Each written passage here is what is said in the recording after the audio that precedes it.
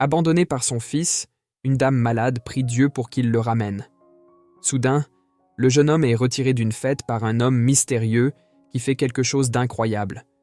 L'histoire suivante peut susciter de fortes émotions. Toute ressemblance avec des faits réels est pure coïncidence. Si vous aimez ce type de contenu, abonnez-vous à notre chaîne. Merci. Dans la nuit vibrante, le manoir de Marceau resplendissait sous des lumières scintillantes qui se mêlaient à la musique entraînante et aux rires qui résonnèrent dans l'air. Le jardin, transformé pour l'occasion, était rempli d'invités qui dansaient, riaient et portèrent des toasts entre des verres de champagne et des plateaux de hors-d'œuvre exquis.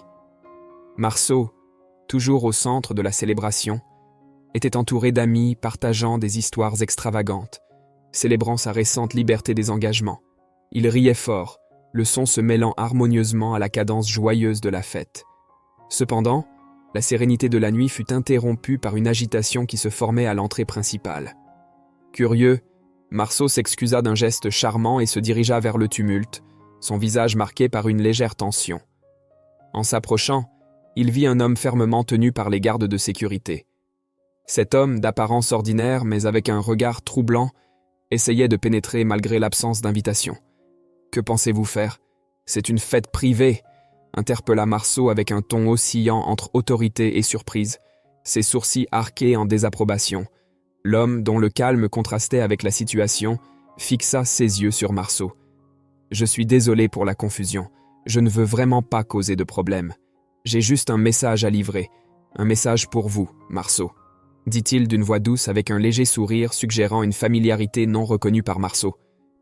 Un frisson parcourut l'échine de Marceau en entendant son nom prononcé avec une telle intimité par un étranger. Il scruta le visage de l'homme, essayant de capter un souvenir qui pourrait le relier à cet inconnu.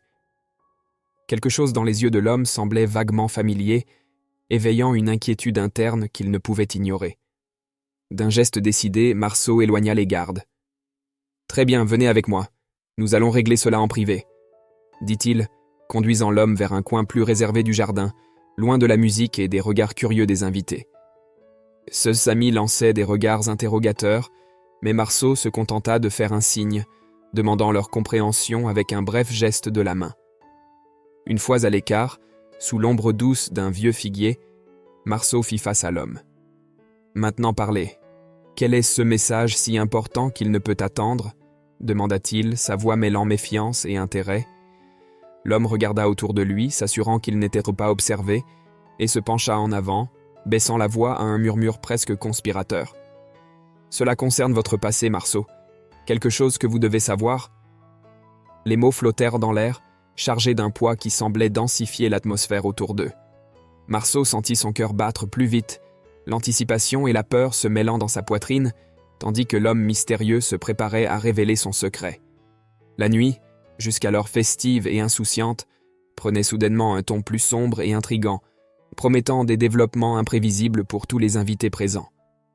Marceau, toujours sous l'ombre protectrice du figuier, fixa l'homme qui, avec un calme perturbant, semblait dérouler les fils d'un mystère profondément personnel. Les paroles de l'homme flottaient dans l'air frais de la nuit, chargées d'une gravité qui faisait frissonner Marceau intérieurement.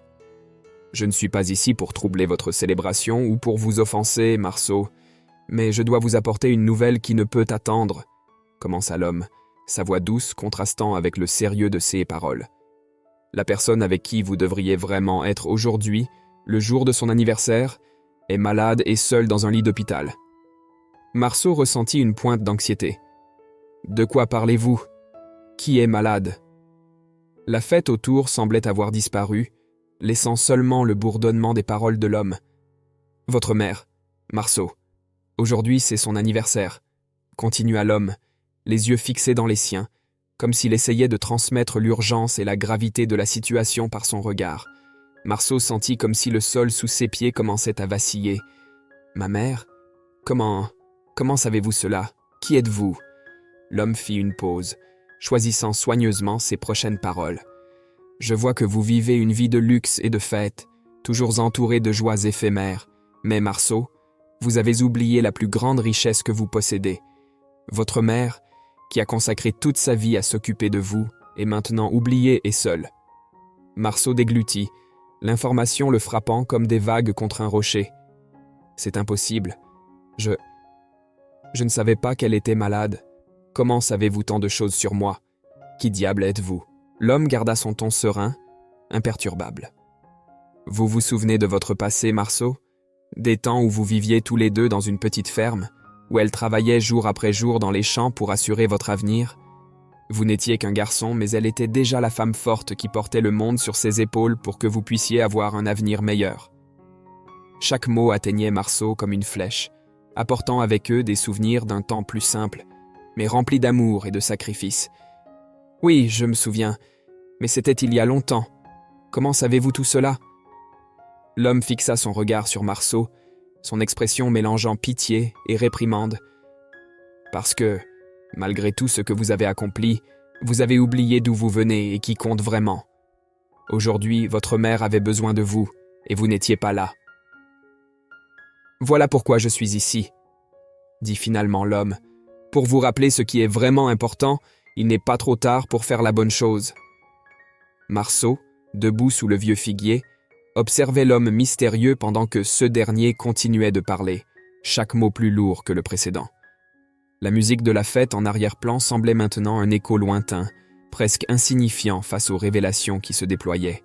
« Vous savez, Marceau, » commença l'homme, « votre mère a toujours été une femme d'une force inégalée, travaillant jusqu'à la dernière lueur du jour, affrontant les épines de la vie et les défis impitoyables, tout cela pour vous assurer un avenir meilleur. Combien de fois a-t-elle caché ses propres douleurs et blessures juste pour ne pas vous inquiéter ?» Marceau tenta de parler, mais les mots ne sortaient pas. L'homme continua, son ton chargé d'une gravité qui ne laissait aucune place au doute. Elle déguisait ses larmes de tristesse en les faisant passer pour des larmes de joie, disant que son plus grand cadeau était de vous avoir à ses côtés. Même lorsque la fatigue la consumait et que les difficultés semblaient insurmontables, son amour pour vous était inébranlable. Le cœur de Marceau se serra. L'image de sa mère, travaillant inlassablement dans les champs, suant et épuisé, mais toujours avec un sourire pour lui, envahit son esprit. Il tenta de se justifier, mais l'homme, comme s'il lisait dans ses pensées, continua. « Elle a tout fait pour que vous puissiez étudier. Souvent, elle a souffert de la faim et a fait face à des privations, mais elle n'a jamais laissé manquer quoi que ce soit pour vous. Chaque sou qu'elle gagnait était destiné à garantir que vous ayez une chance de quitter cette vie dure. Elle croyait en vous plus que quiconque. » Marceau, initialement impatient, se sentait maintenant obligé d'écouter en silence. Les paroles de l'homme étaient cailles, comme des épées, perçant sa conscience. « Je ne savais pas, » murmura-t-il, plus pour lui-même que pour l'homme en face de lui. L'homme observa la transformation de Marceau, mais ne diminua pas l'intensité de ses paroles. « Vous avez oublié d'où vous venez, Marceau. La vie de luxe et les fêtes peuvent être tentantes, mais elles ne peuvent pas remplacer le véritable amour et les sacrifices qu'elle a faits pour vous. Vous étiez tellement occupé par vos plaisirs éphémères que vous avez oublié la plus grande richesse que vous possédez. Votre mère. » Chaque phrase était une nouvelle vague de culpabilité et de réalisation pour Marceau. Il se rappelait de son enfance, de sa mère travaillant tard dans la nuit, toujours avec un sourire pour lui, même lorsqu'elle était visiblement épuisée. Les souvenirs de sa mère lui lisant des histoires le soir, disant qu'il pouvait être ce qu'il voulait être, envahirent son esprit. « Qui êtes-vous » demanda Marceau à nouveau avec une voix désormais tremblante. « Comment savez-vous tout cela? Pourquoi êtes-vous ici ?» L'homme le regarda simplement avec des yeux pleins de sagesse silencieuse. « Peu importe qui je suis, Marceau. Ce qui importe, c'est que vous devez vous rappeler de qui vous êtes et de qui a toujours été à vos côtés. Votre mère ne vous a jamais abandonné, même lorsque les choses devenaient difficiles. Maintenant, elle a besoin de vous. » Marceau resta silencieux, sentant le poids des paroles. La culpabilité l'écrasait, et il se rendit compte qu'il avait négligé la personne la plus importante de sa vie. « Je dois aller la voir, » dit-il, la détermination commençant à se former dans sa voix. « Mais je ne peux pas simplement abandonner la célébration. C'est un événement très important pour ma carrière. » L'homme, avec des yeux qui semblaient revoir à travers Marceau, lui demanda de se rappeler de toutes les fois où il avait été malade. « Vous souvenez-vous des nuits où vous étiez alité? Qui était toujours à vos côtés, veillant sur vous, Attendant avec impatience l'aube juste pour voir votre sourire, Marceau baissa les yeux, les souvenirs envahissant son esprit. Il se souvenait des fois où, fiévreux, il se réveillait au milieu de la nuit et voyait sa mère à côté de son lit, le visage marqué par la fatigue, mais toujours avec un sourire doux. Elle était toujours là, admit-il, sa voix tremblant légèrement. Elle a sacrifié sa jeunesse, renoncé à sa vie personnelle pour vous élever.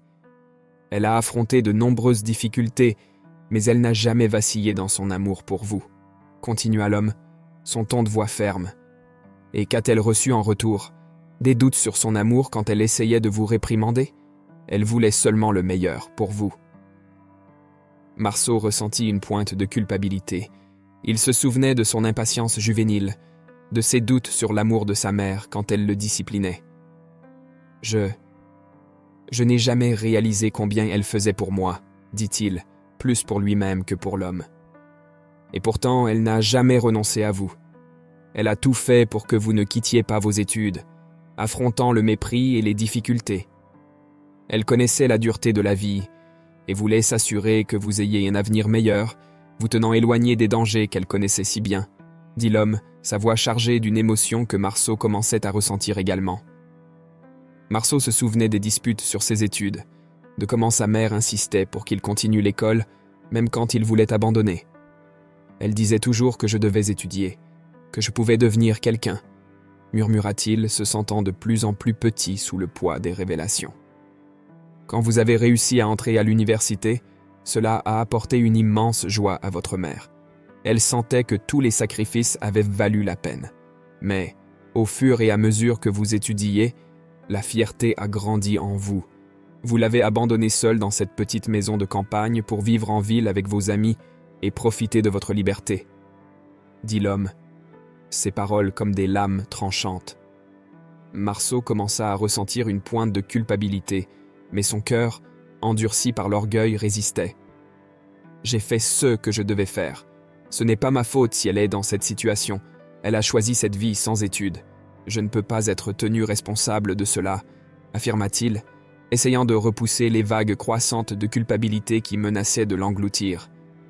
L'homme regarda Marceau avec un mélange de tristesse et de déception. « Tu crois vraiment cela, Marceau? Tu penses que son amour, ses sacrifices étaient que des choix simples? Elle a fait tout cela pour toi, pour que tu aies des opportunités qu'elle n'a jamais eues, et tu l'as laissée derrière, oubliée. » Marceau voulait répondre, voulait trouver une justification qui calmerait sa conscience, mais les paroles de l'homme résonnèrent dans son esprit, abattant chaque défense qu'il tentait d'ériger. Absorbé par les paroles lourdes de l'homme mystérieux, Marceau laissa ses pensées vagabonder vers un passé pas si lointain, où la honte de ses origines humbles le consumait. Il n'avait jamais présenté sa mère à ses amis, craignant que son apparence simple et ses mains calleuses de travail acharné révèlent la vie modeste qu'il s'efforçait tant de cacher. Il rêvait de richesse et de statut, oubliant sa mère qui, dans sa petite maison modeste, priait chaque nuit pour son succès. Alors que l'homme parlait, Marceau se rappela d'une occasion particulièrement douloureuse. Il s'était lié à de mauvaises fréquentations, tombé dans les griffes de la drogue, et avait fini dans le coma à l'hôpital. Sa mère, désespérée, fut la seule à venir le sauver, montrant encore une fois son amour inconditionnel. Elle, qui l'avait ignoré et méprisé, était là, luttant pour sa vie. « Tu te souviens de cette fois, Marceau ?» La voix de l'homme semblait lire ses pensées. « Quand tu étais au bord de la mort, nécessitant d'urgence une greffe de rein pour survivre, ta mère s'est portée volontaire pour donner son rein, sans hésiter, même après tout le mépris qu'elle a subi de ta part. » Marceau sentit un frisson parcourir son échine. Comment cet homme savait-il exactement ce à quoi il pensait? « Qui es-tu » murmura-t-il, mais sa voix était faible et tremblante, presque inaudible. « Elle a fait ça seulement pour te voir sourire à nouveau », continua l'homme, ignorant la question de Marceau. « L'opération a été longue et compliquée, mais tu as survécu. Cependant, une fois sortie de l'hôpital, tu l'as laissée seule, souffrant d'une infection qu'elle avait contractée pendant l'opération. » Marceau était abasourdi et effrayé. L'homme pouvait-il lire dans son esprit, ou était-ce simplement une coïncidence effrayante? Il n'arrivait pas à former une phrase complète. Ses mains tremblaient et son cœur battait de manière désordonnée. Les souvenirs de l'opération, le visage pâle de sa mère, sa détermination à le sauver, tout revenait avec une force écrasante. Elle s'est sacrifiée à nouveau pour toi, Marceau. Et qu'as-tu fait? Tu es sorti de cet hôpital et tu n'as jamais regardé en arrière. Tu l'as laissée seule, souffrante, pendant que tu retournais à ta vie de fête et de luxe.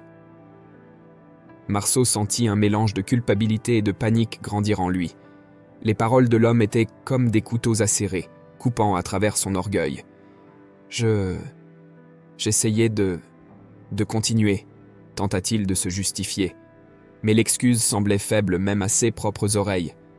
L'homme fixa Marceau, son regard ferme, son expression inchangée. Continuer, Marceau? Ou fuir tes responsabilités et l'amour de ta mère? Elle n'a jamais fui loin de toi. Même lorsqu'elle était seule et malade, elle pensait à toi. Chaque mot de l'homme résonnait dans l'esprit de Marceau, intensifiant son sentiment de culpabilité.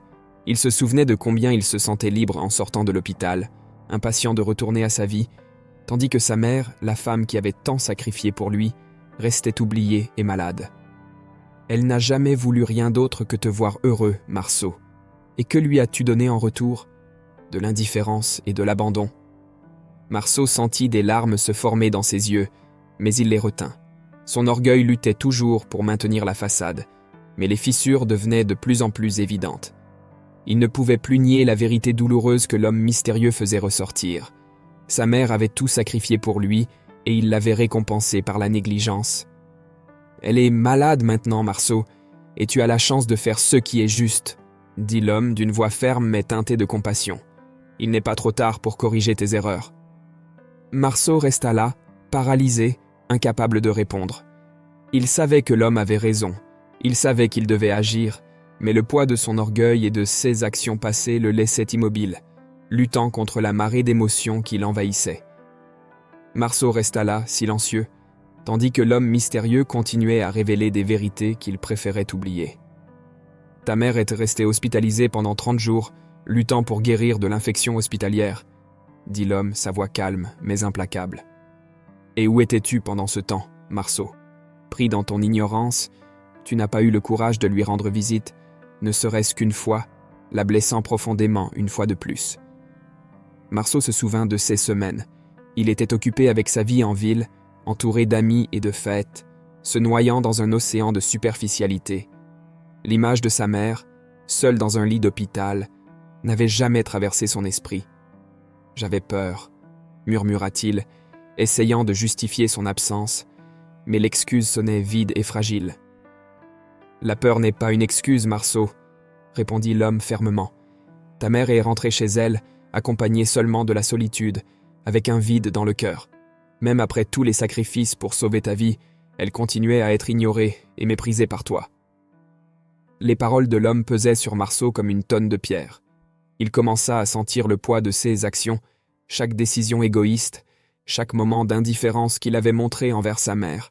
Le visage fatigué de celle-ci, ses yeux pleins d'espoir qui ne s'éteignaient jamais, même quand il la laissait de côté, revenaient à sa mémoire avec une clarté douloureuse. « Tu dois reconnaître l'ampleur de l'amour et du sacrifice maternel, Marceau, » continua l'homme. « Elle a toujours été présente, même quand tu ne le méritais pas. Ton ingratitude l'a profondément blessé, mais il est encore temps de changer cela. » Marceau, pris entre la culpabilité et l'orgueil, ressentit une lutte interne féroce. Il voulait nier, voulait trouver un moyen de justifier ses actions, mais il savait qu'il n'y avait pas d'excuse pouvant effacer la douleur qu'il avait causée. « Et maintenant » demanda-t-il d'une voix basse et désespérée. « Que dois-je faire maintenant ?»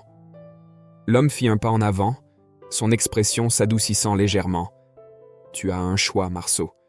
Tu peux continuer à vivre dans l'ignorance, entouré de luxe vide, ou tu peux commencer à valoriser celle qui a toujours été à tes côtés. Ta mère est encore là, t'attendant, même si elle ne le sait pas. » Marceau regarda l'homme, perplexe devant la connaissance qu'il avait de sa vie. « Comment sais-tu tout cela? Qui es-tu » Sa voix tremblait, reflétant la confusion et la peur qui le dominaient. « Peu importe qui je suis, » répondit l'homme, d'une voix basse et mystérieuse. « Ce qui importe, c'est que tu fasses ce qui est juste. Réfléchis à tes actions, Marceau.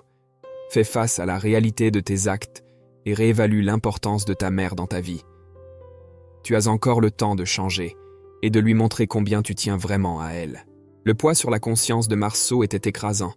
Il resta muet, perdu dans ses pensées, se remémorant tous les moments où il avait traité sa mère avec mépris. Les fêtes, les amis, la quête incessante de statut et de richesse, tout semblait insignifiant comparé à l'amour qu'il avait négligé. L'homme mystérieux s'éloigna, laissant Marceau seul avec ses réflexions. La musique et les lumières de la fête en arrière-plan n'étaient plus qu'un flou lointain. Marceau ressentit une profonde pointe de culpabilité, mêlée à une nouvelle résolution. Il savait qu'il devait changer, qu'il devait montrer à sa mère qu'il comprenait enfin la valeur de son amour et de ses sacrifices. Marceau resta immobile, absorbant tout ce qui avait été dit. Il savait que le changement ne serait pas facile, mais pour la première fois depuis longtemps, il était prêt à essayer. Le premier pas serait d'aller voir sa mère, de la regarder dans les yeux et de lui demander pardon, montrant qu'il comprenait enfin la véritable valeur de tout ce qu'elle avait fait pour lui. Marceau resta là, immobile. Tandis que les paroles de l'homme mystérieux résonnaient dans son esprit, il commença à se rappeler de sa remise de diplôme, l'un des moments les plus importants de sa vie. Sa mère, qui rêvait tant de le voir devenir docteur, n'avait pas été invitée à la fête. Les places étaient limitées, et Marceau avait donné la priorité à des amis et des figures importantes, laissant sa mère de côté. Il n'avait jamais pensé à combien cela pouvait la blesser. Ce soir-là, tandis que tout le monde célébrait, sa mère regardait de loin, à travers une fenêtre. La fierté et l'émotion remplissèrent son cœur en voyant Marceau avec son diplôme en main, félicité par tous. Des larmes coulaient sur son visage ridé alors qu'elle observait de loin, cachée dans l'ombre pour ne pas embarrasser son fils. Elle savait qu'elle n'était pas la bienvenue dans ce cercle de personnes importantes et se résignait à son destin solitaire, convaincue qu'elle avait accompli son devoir en élevant un fils éduqué et réussi. Marceau se souvenait vaguement de cette nuit, mais maintenant, avec les paroles de l'homme, le souvenir devenait clair et douloureux. Elle était là, regardant de loin, n'est-ce pas ? Demanda Marceau, la voix pleine d'une tristesse qu'il ne pouvait plus cacher complètement. L'homme se tourna, contemplant l'horizon. Oui, elle était là. Elle a assisté à ta remise de diplôme de loin, pleine de fierté et d'émotion. Elle voulait tellement être à tes côtés à ce moment-là, mais elle savait qu'elle risquait de t'embarrasser. Même ainsi, elle acceptait son sort. La solitude comme prix à payer pour ton succès. Marceau sentit une vague de culpabilité et de honte le submerger. Je ne savais pas. Je pensais que je faisais ce qui était juste, en donnant les places aux personnes importantes. Importante ? L'homme émit un rire amer. Et qui pourrait être plus importante que la femme qui a tout sacrifié pour toi ? Avec le temps, sa santé s'est détériorée, Marceau. Elle est malade, et son état est presque désespéré maintenant. Même en sachant cela, tu ne la visites jamais, même pas pour son anniversaire. Ton manque de compassion est impressionnant. Marceau tenta de se défendre, mais ses paroles semblaient vides même à ses propres oreilles. J'étais occupé, avec le travail, avec ma vie en ville. Des excuses, interrompit l'homme. La seule chose que ta mère a reçue de toi, c'est la souffrance et l'ingratitude. Elle a tout donné pour te voir heureux, et qu'as-tu fait ? Tu lui as tourné le dos à la personne qui t'aimait le plus au monde. Marceau sentit une pointe de colère et de désespoir. Tu ne comprends pas. J'essayais de construire ma vie, de faire quelque chose de moi-même. Je ne voulais pas retourner dans cet endroit, dans cette vie. L'homme se tourna à nouveau pour le regarder, les yeux pleins d'une sagesse sombre. Tu as raison, Marceau. Je ne comprends pas, mais je sais que tu peux encore changer. Il est encore temps pour toi d'ouvrir ton cœur à ta mère et de profiter du temps qui reste. Montre-lui un peu de tendresse avant qu'il ne soit trop tard. Marceau sentit le poids des paroles de l'homme peser lourdement sur lui. Il voulait crier, voulait justifier ses actions, mais les souvenirs et la culpabilité étaient écrasants. Il se souvenait des fois où sa mère l'appelait pour qu'il lui rende visite, des appels ignorés et des excuses boiteuses. Il pensait toujours qu'il y aurait plus de temps, qu'il pourrait compenser plus tard. L'homme mystérieux s'éloigna, laissant Marceau seul avec ses pensées. La musique et les lumières de la fête en arrière-plan n'étaient plus qu'un murmure lointain. Marceau ressentit une culpabilité profonde, mêlée à une nouvelle résolution. Il savait qu'il devait changer, qu'il devait montrer à sa mère qu'il comprenait enfin la valeur de son amour et de ses sacrifices. Marceau resta là, immobile, absorbant tout ce qui avait été dit. Il savait que le changement ne serait pas facile, mais pour la première fois depuis longtemps, Il était prêt à essayer. Le premier pas serait d'aller voir sa mère, de la regarder dans les yeux et de lui demander pardon, montrant qu'il comprenait enfin la véritable valeur de tout ce qu'elle avait fait pour lui. « Je ne sais pas si je peux, » murmura-t-il, la voix tremblante. « Comment puis-je réparer tout cela maintenant ?» L'homme le regarda avec une expression mêlant compassion et fermeté.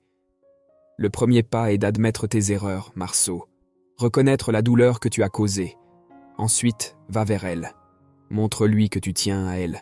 Fais ce qui est juste, non par culpabilité, mais par amour. » Marceau resta silencieux, perdu dans ses pensées. Il savait que l'homme avait raison, mais son orgueil luttait encore pour se maintenir.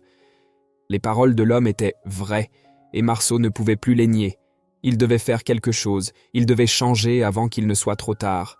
Perplexe et bouleversé, Marceau resta là, luttant contre ses propres émotions et essayant de trouver le courage de faire ce qui était juste. Le temps pour changer s'épuisait, et il savait qu'il devait agir avant qu'il ne soit trop tard. Marceau, complètement choqué par les révélations, tenta de se défendre, ses mots sortant en un murmure désespéré. « J'ai fait cela par honte. J'ai une réputation à préserver maintenant. Ce serait honteux d'avoir une mère indigente errant dans les rues. » L'homme mystérieux, d'une voix impérieuse, répliqua immédiatement. « Ta mère n'a jamais mendié, Marceau. Je sais à quoi tu fais allusion. Ce jour-là, elle errait dans les rues de la ville, mais ce n'était pas parce qu'elle était indigente. Elle avait perdu complètement la vue. Dans un moment de nostalgie, elle est allée en ville dans l'espoir de te trouver, mais elle s'est perdue à cause de sa cécité. Elle s'est désorientée et a failli mourir de froid sur le trottoir. » Marceau ressentit un frisson en se souvenant de ce jour. Les paroles de l'homme le ramenèrent à cette scène où il avait vu une femme, apparemment sans but, errant dans les rues. Il n'avait jamais imaginé que ce soit sa mère. « Tu mens », dit-il, mais sa voix était faible et incertaine. L'homme continua, sa voix implacable. « Ce jour-là, ta mère a entendu ta voix, presque comme par miracle, te trouvant dans les rues de la ville. Te reconnaissant, elle a tendu les bras vers toi, implorant de l'aide. Ces mêmes bras qui t'ont tant soigné et protégé dans le passé cherchaient maintenant ton secours. » Marceau se souvenait du moment, le visage d'elle tourné vers lui, les bras tendus. Il se rappelait la honte et la peur qu'il avait ressentie, craignant que ses amis ne découvrent ses véritables origines. Dans un acte de lâcheté, il avait ignoré sa mère, feignant de ne pas la voir. Il s'était éloigné rapidement, la laissant seule et sans défense sur le trottoir froid. « Cette attitude a profondément marqué ta mère, » continua l'homme, chaque mot un coup direct au cœur de Marceau. Elle a continué à souffrir en silence, blessée non seulement par la perte de la vue, mais par le rejet de son propre fils. Marceau, ébranlé par l'information, tomba à genoux sur le trottoir. Il était sans voix, le visage contorsionné en un mélange de choc, de regret et de désespoir. L'homme le regarda, son expression ferme mais avec une pointe de compassion. « Tu dois réfléchir à ta vie et à tes actions, Marceau. Ton orgueil a toujours été plus fort, mais maintenant il est temps de lever la tête et de te repentir. La femme que tu as négligée et méprisée a besoin de toi plus que jamais. » Marceau, assis sur le trottoir, sentit des larmes couler sur son visage. Il essaya de lutter contre la vérité, mais la réalité était indéniable. « Comment sais-tu tout cela ? Qui es-tu » demanda-t-il, sa voix brisée par l'émotion. L'homme soupira, regardant vers l'horizon. « Cela n'a pas d'importance, Marceau. Ce qui importe, c'est que tu comprennes enfin l'ampleur de l'amour de ta mère et combien elle a sacrifié pour toi. Je suis ici pour te rappeler ce qui compte vraiment. » Marceau, encore réticent à accepter la vérité, se demandait si tout cela pouvait être réel. Est-ce vraiment la vérité ? Comment sais-tu autant de choses ? Es-tu un parent proche ? L'homme secoua lentement la tête. Mon identité n'est pas pertinente. Ce qui est pertinent, c'est que tu cesses de fuir la vérité. Ta mère est malade et a besoin de toi. Chaque moment que tu gaspilles dans le déni est un moment qui pourrait être consacré à réparer les dégâts causés. Marceau ressentit une lutte interne, l'orgueil essayant encore de résister. Mais au fond, il savait qu'il ne pouvait pas continuer à vivre de cette manière. Il devait changer, Il devait faire quelque chose avant qu'il ne soit trop tard. Je ne sais pas si je peux, murmura-t-il, la voix pleine de désespoir. Tu peux, Marceau, affirma l'homme, sa voix maintenant plus douce. Le premier pas est le plus difficile, mais tu dois le faire. Va vers ta mère. Montre-lui que tu tiens à elle. Fais-le pour elle et pour toi-même. Marceau resta silencieux, les paroles de l'homme résonnant dans son esprit. Il savait qu'il devait agir. Il savait qu'il devait mettre de côté son orgueil et faire ce qui était juste. L'homme, maintenant debout à côté de Marceau, souligna une fois de plus l'urgence de la situation. Tu as encore la chance de changer, Marceau, avant qu'il ne soit trop tard. Ta mère t'attend. Tout ce qu'elle veut, c'est un peu d'attention et d'affection de la part du fils qu'elle aime tant. Marceau, le cœur déchiré, ressentait le poids des paroles de l'homme comme une avalanche de vérité indéniable. L'homme suggéra, d'une voix chargée de compassion et de fermeté, que si Marceau se repentait et cherchait le pardon de sa mère, il pourrait se racheter de ses erreurs. Malgré toute la souffrance qu'elle a endurée, ta mère attend encore un geste d'amour de ta part. Elle croit encore en toi. Le regard de l'homme était aimable, mais pénétrant, comme s'il pouvait voir directement dans l'âme de Marceau.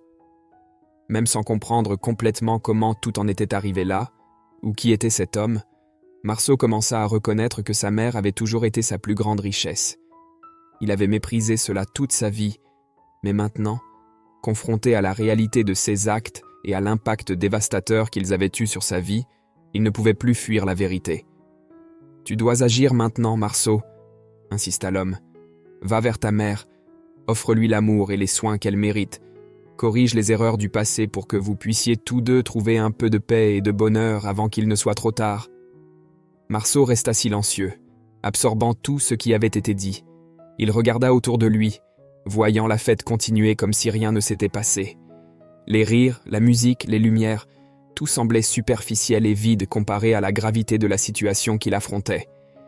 Il pensa à toutes les fois où il avait traité sa mère avec mépris, à toutes les occasions où il l'avait ignorée et laissée seule. Chaque souvenir était comme un coup de poignard dans son cœur. Assis sur le trottoir, la tête baissée, Marceau réfléchit à la vie qu'il avait choisi de vivre. Il se rendit compte qu'il était sur le point de perdre la seule personne qui comptait vraiment. Son orgueil avait toujours été une barrière, mais maintenant il voyait que cet orgueil l'avait conduit à négliger l'amour inconditionnel de sa mère. Les paroles de l'homme continuaient de résonner dans son esprit. « Tu as encore le temps. Fais-le pour elle et pour toi-même. » Marceau ne savait pas comment commencer, comment réparer tant d'années d'erreurs et d'indifférence.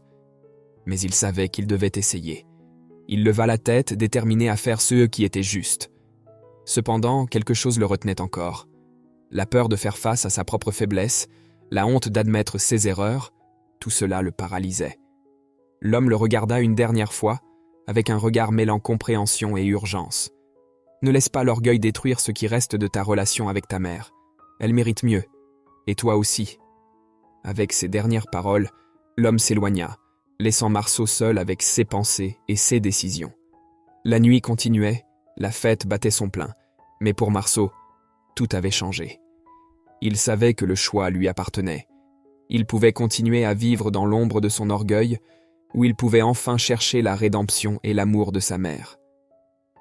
Marceau resta assis, contemplant l'étendue de ses fautes et la possibilité d'un avenir différent. Le silence autour de lui était assourdissant, tandis qu'il luttait intérieurement avec ses émotions. Il devait prendre une décision, mais le chemin vers la rédemption semblait incroyablement difficile. Cependant, il savait que le temps pressait. L'opportunité de corriger ses erreurs et de montrer à sa mère combien elle comptait pour lui s'amenuisait. L'homme mystérieux avait allumé une flamme d'espoir et de repentir dans son cœur. Maintenant, c'était à Marceau de décider s'il laisserait cette flamme guider ses actions. Alors que le son de la fête continuait en arrière-plan, Marceau resta immobile, perdu dans ses pensées. Il savait qu'il devait agir, mais la lutte interne entre l'orgueil et l'amour continuait de faire rage en lui. La décision lui appartenait, et l'opportunité de rédemption était à portée de main, s'il avait seulement le courage de la saisir. Assis sur le trottoir, Marceau réfléchissait profondément aux paroles de l'homme mystérieux. La réalité de ses erreurs et de ses négligences pesait comme une encre sur son cœur.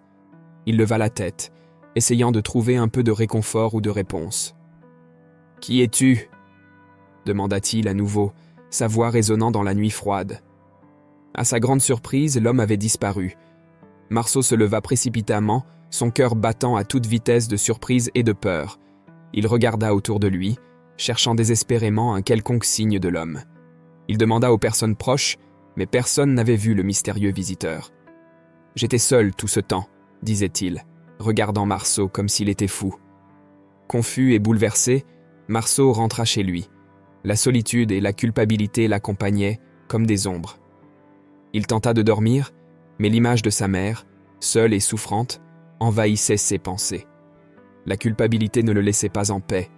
Il comprit qu'il devait voir sa mère, qu'il devait corriger ses erreurs. Le lendemain matin, tourmenté par le remords, Marceau décida de se rendre chez sa mère. Il conduisit pendant des heures, chaque kilomètre augmentant l'anxiété et le désespoir qu'il ressentait. En approchant de la petite maison où il avait grandi, il vit une dame connue, une voisine qui avait toujours été amie avec sa mère. Elle le reconnut et lui fit signe de s'arrêter. Marceau descendit de la voiture et fit face à la femme qui s'approchait à pas lents, son visage marqué par la tristesse. « Qui cherchez-vous, mon fils » demanda-t-elle, sa voix douce. « Je suis venu voir ma mère » répondit Marceau, sentant un nœud se former dans sa gorge. Le visage de la dame s'assombrit encore plus. « Madame Solène, votre mère est décédée la nuit dernière, » dit-elle, la voix pleine de compassion. Marceau sentit le sol disparaître sous ses pieds. « Quoi » demanda-t-il, l'incrédulité mêlée à la douleur dans sa voix. « Elle est morte seule, tenant un portrait de vous sur sa poitrine, » continua la femme. « Elle a été enterrée comme indigente, sans aucun membre de la famille présent, seulement des voisins et des amis. Elle a vécu ces derniers jours en attendant votre visite. » Les mots de la dame étaient comme des poignards perçant le cœur de Marceau. Il tomba à genoux, les larmes coulant librement sur son visage. « Elle parlait toujours de vous, même dans ces derniers moments, » dit la femme, les yeux pleins de tristesse. « Elle croyait que vous viendriez un jour. » En tenant le portrait et rempli de nostalgie, elle parlait de vous avec des larmes dans les yeux. Marceau, consumé par la culpabilité et la douleur, tenta de parler, mais les mots ne sortaient pas. Les images de sa mère, seule et l'attendant, devinrent insupportables. Il se souvint de toutes les fois où il l'avait ignorée, de tous les moments où il aurait pu montrer de l'amour et ne l'avait pas fait. « J'aurais dû venir plus tôt, » murmura-t-il, la voix brisée par le remords. « J'aurais dû être là pour elle. » La femme posa doucement la main sur l'épaule de Marceau. « Elle a toujours cru en vous, et au fond, elle savait que vous viendriez un jour, mais le temps n'a pas attendu. » Marceau ressentit un désespoir profond, une douleur qu'il n'avait jamais imaginée possible. Il avait perdu la seule personne qui l'avait toujours aimé inconditionnellement. Et maintenant, il était trop tard pour demander pardon, trop tard pour corriger ses erreurs. La femme l'aida à se relever, le guidant vers la maison où sa mère avait passé ses derniers jours. Marceau entra, sentant chaque recoin de la maison résonner avec les souvenirs de son enfance. Il vit le portrait que sa mère tenait, maintenant placé avec soin sur une table, comme un symbole de l'amour qu'elle avait toujours eu pour lui. Assis sur le petit canapé du salon, Marceau pleura amèrement. Il savait qu'il devait changer, qu'il devait honorer la mémoire de sa mère en vivant une vie différente, une vie qui reflétait l'amour et le sacrifice de sa mère. Mais à ce moment-là, tout ce qu'il ressentait était un vide insupportable. La femme le regarda, son expression pleine de tristesse et de compassion. « Votre mère vous aimait plus que tout au monde. Elle n'a jamais perdu l'espoir que vous viendriez. » Marceau trembla, chaque fibre de son être prise par une vague écrasante d'émotions. Les mots de l'homme mystérieux résonnaient dans son esprit alors qu'il s'effondrait en larmes, rempli de remords et de culpabilité. La dame, percevant son état de désespoir, s'approcha avec un regard de compassion. Lentement, elle retira un petit crucifix de sa poche et le lui tendit. « Votre mère a gardé cela toute sa vie, » dit-elle doucement, sa voix presque un murmure. Marceau prit le crucifix avec des mains tremblantes, le reconnaissant immédiatement. C'était le premier cadeau que sa mère lui avait donné lorsqu'il était enfant. Le souvenir de ce moment revint avec une clarté douloureuse. Sa mère souriant, les larmes aux yeux, alors qu'elle mettait le crucifix autour de son cou. Avant de mourir, elle a embrassé ce crucifix et a demandé qu'il vous soit remis, continua la dame, ces mots chargés d'une signification profonde et inquiétante. Les larmes coulaient sur le visage de Marceau alors qu'il tenait le crucifix, ressentant le poids tangible de l'amour et des sacrifices de sa mère. « Merci », murmura-t-il, la voix étouffée par l'émotion. Après quelques minutes à essayer de retrouver ses forces, il se leva, déterminé à suivre son chemin seul, mais maintenant avec une nouvelle mission dans son cœur. En entrant dans la maison de sa mère, chaque pas semblait plus lourd, comme si l'air autour de lui était chargé du poids des souvenirs et des regrets. Il s'arrêta devant le mur où un tableau était accroché avec dévotion. Une image de Jésus-Christ. Le visage serein et compatissant du Christ semblait l'observer, apportant une quiétude étrangement troublante. Marceau se mit à genoux devant le tableau, serrant le crucifix avec force. Il ressentit une douleur profonde dans la poitrine, un remords qui semblait sans fin. En regardant l'image du Christ, il cherchait du réconfort, un signe qu'il pouvait être pardonné. C'est alors qu'en étudiant le visage du tableau, il remarqua quelque chose qui fit arrêter son cœur un instant. Le visage de Jésus dans l'image était étrangement familier. Avec un mélange de choc et d'incrédulité, Marceau reconnut la ressemblance. L'homme au regard serein qui lui avait parlé la veille, qui avait révélé tant de vérités douloureuses, était identique à l'image de Jésus-Christ dans le tableau. Une vague de mystère et de suspense envahit Marceau. Cela pouvait-il être vrai ? Avait-il vraiment rencontré une figure divine venue lui montrer le chemin ? La révélation le frappa avec la force d'une tempête, le faisant se sentir petit et insignifiant devant la magnitude de l'amour et du sacrifice qu'il comprenait maintenant. Marceau éclata en sanglots à nouveau, serrant le crucifix contre sa poitrine comme s'il s'agissait d'une bouée de sauvetage. « Maman, pardonne-moi », murmura-t-il, la voix brisée par le remords. « J'ai été si aveugle, si égoïste. Mais je vais changer, je promets que je vais changer. » Il resta à genoux pendant longtemps, laissant le remords et le besoin de rédemption le consommer complètement.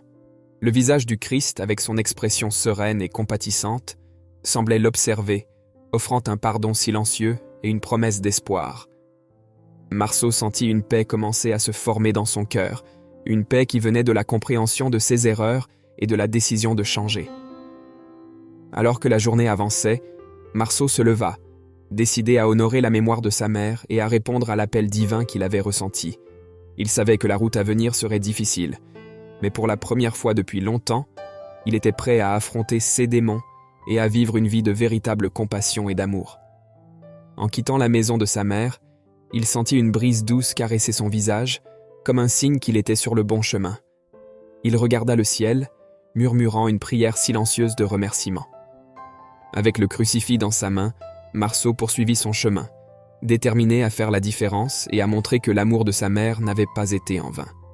Le visage de l'homme mystérieux, si semblable à celui du Christ, continuait de hanter ses pensées, lui rappelant constamment que sa vie devait changer.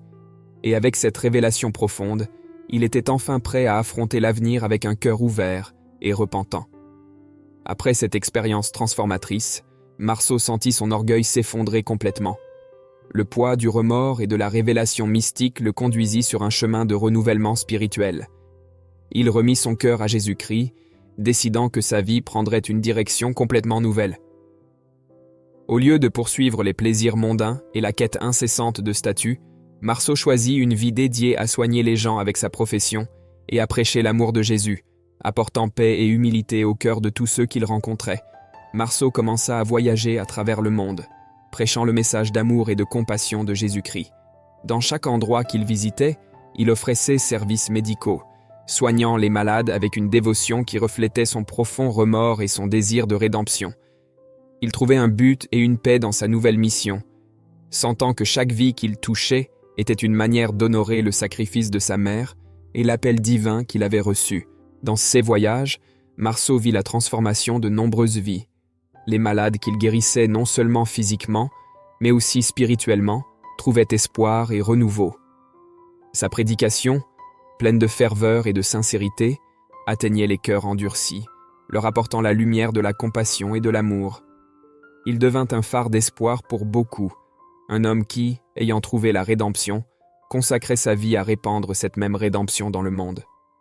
Chaque année, à l'anniversaire de sa mère, Marceau retournait au cimetière de la petite ville où elle était enterrée. Ce jour était devenu sacré pour lui, un moment de profonde réflexion et de pénitence. C'était un rituel qu'il accomplissait avec un cœur lourd mais rempli d'amour et de gratitude. Le jour de l'anniversaire de sa mère, Marceau passait toute la journée à genoux dans le cimetière. Il se mettait à genoux devant la tombe simple, le crucifix que sa mère lui avait donné en main, et priait. Esseuse prière et terre de remords et de demande de pardon, une confession continue des erreurs du passé et une supplication pour la paix. Il passait des heures là, parfois en silence, parfois murmurant des prières, ressentant la présence de sa mère et la grâce divine qui l'entourait. « Pardonne-moi, maman, pour tout ce que j'ai fait et tout ce que je n'ai pas fait, » murmurait-il, les larmes coulant librement sur son visage. « Je promets de continuer à honorer ton amour et ton sacrifice. Je promets de continuer à guérir et à aider les autres, comme une manière de racheter mes erreurs. » L'acte de se mettre à genoux dans le cimetière, de passer toute la journée en prière et en réflexion, était un geste d'amour et de remords profond. Marceau savait qu'il ne pouvait pas changer le passé, mais il pouvait garantir que chaque jour qu'il vivait dorénavant serait un hommage à l'amour de sa mère et à l'appel divin qu'il avait entendu. Avec le temps, l'histoire de Marceau se répandit. Les gens entendèrent parler du médecin qui voyageait dans le monde entier, guérissant les corps et les âmes, et de son rituel annuel de pénitence dans le cimetière de sa mère. Beaucoup venirent le voir, cherchant inspiration et réconfort, et il partageait son histoire, sans cacher ses erreurs, mais en soulignant la possibilité de rédemption et de transformation. Marceau trouva la paix dans sa nouvelle vie, une paix qui venait du service et de l'amour véritable. Il continuait à voyager, à prêcher et à guérir, toujours portant en lui la mémoire de sa mère et l'image de l'homme mystérieux qui lui avait montré le chemin.